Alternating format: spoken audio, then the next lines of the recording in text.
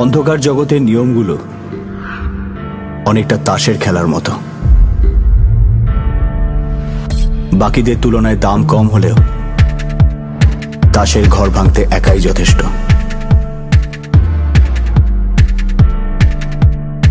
গোলাম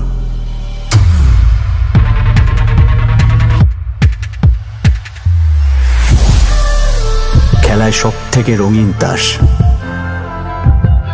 যে সঠিক চালে রং পাল্টাতেও পারে। রানী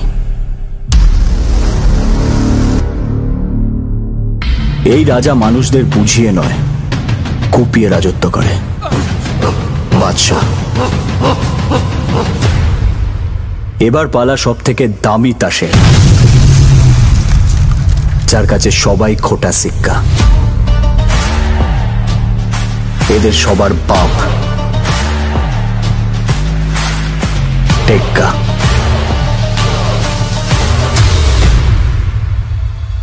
কিন্তু খেলায় এমন একটা তাসও থাকে যার জন্য কোনো নিয়ম তৈরি হয়নি,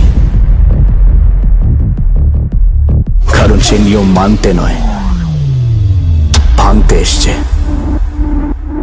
জোকার।